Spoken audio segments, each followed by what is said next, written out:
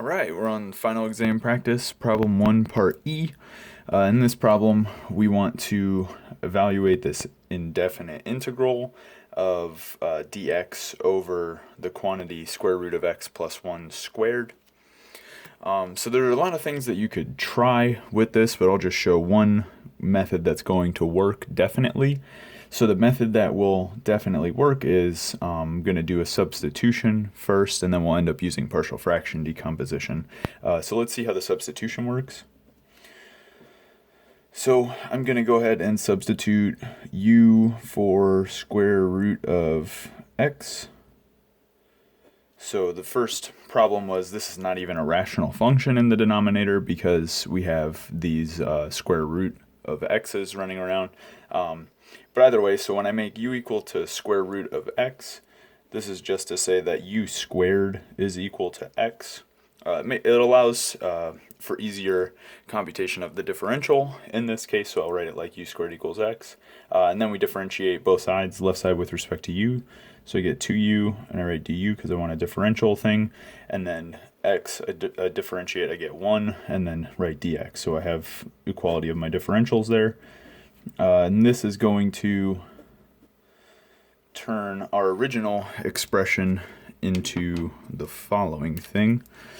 So we had integral of, in the denominator, we have square root of x, which is now u.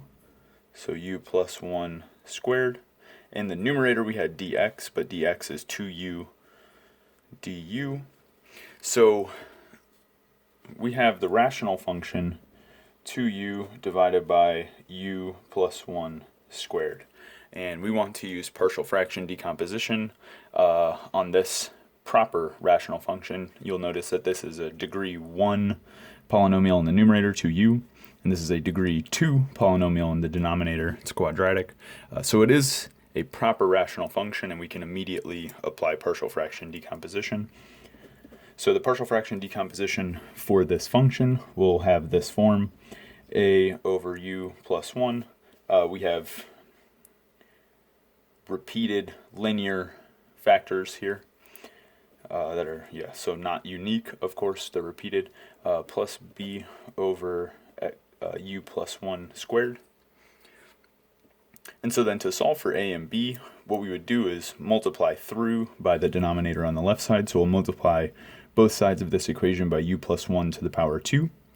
What I end up with, so I'll just move it up here. So what I end up with is 2u on the left side. Of course, I multiplied by the denominator, so it canceled. On the right side, one factor is going to cancel with this. I'll be left with a times u plus 1. And then both factors will cancel with that, so I'll be left with just plus b on the second term.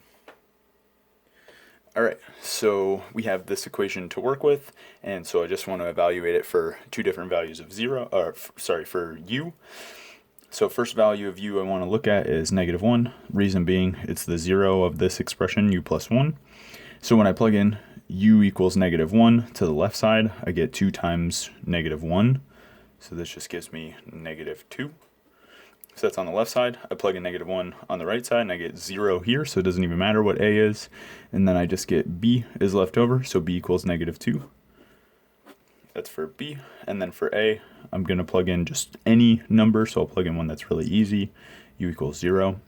So this is going to be 0 on the left side. 2 times 0 is 0. And then on the right side, I already know b is -2. And I'm doing a times 0 plus 1, so really just times 1, and then plus b, but of course I know b is -2, so I'll just write that. And so I have a minus 2 equals 0, and so this implies that a equals 2. Okay, so then we can write down our partial fraction decomposition. So this is our partial fraction decomposition, and it's going to look like 2 over u plus 1 minus 2 over u plus 1 squared. Okay, and so now we want to compute this thing. So I'm just going to call this integral I. I don't want to have to keep writing it down. So our integral I is equal to now the integral of this 2 over u plus 1 minus 2 over u plus 1 squared du. Okay.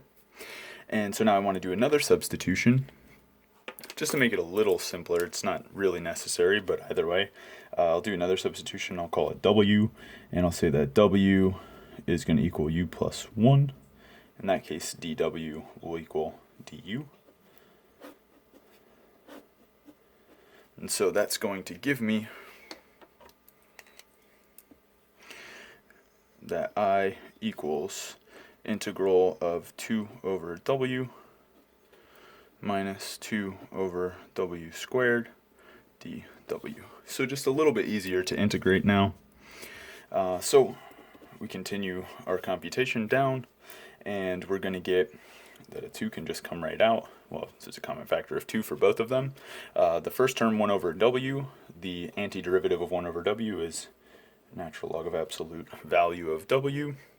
And then we have a minus 1 over W squared, and so that'll come out as, I'll just carry the 2 with it, W to the minus 1. Okay, so double check that this is indeed the antiderivative of that. So again, just to recall, the way you would check that is to take the derivative of this expression, and you should get exactly this integrand here. So that's how you would check an antiderivative in general. And so we're not in the original variable. The original variable was x, and we've kind of gone 2 steps away from that. But before we even get into going back to the original variable, we're done integrating. It was an indefinite integral, so you have to write this plus c.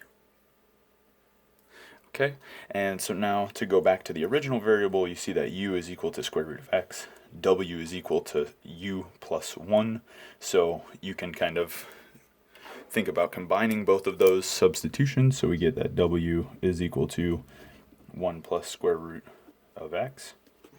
And one thing we'll notice about this quantity is that it's positive. It's always bigger than 1, in fact, but either way, so we don't need to carry the absolute values with the natural log. So this is just going to be 2 natural log of 1 plus square root of x.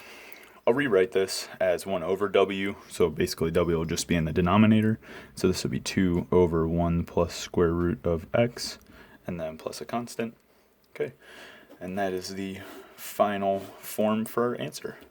All right, we're back in the original variable x. We always want to do that when we're doing an indefinite integral, right? Because this indefinite integral will just be a function whose derivative is equal to this thing. So you can check that at this step. You can check it at the previous step that I mentioned earlier. Either way, you should get back to the thing that we originally started with. All right, on to the next one.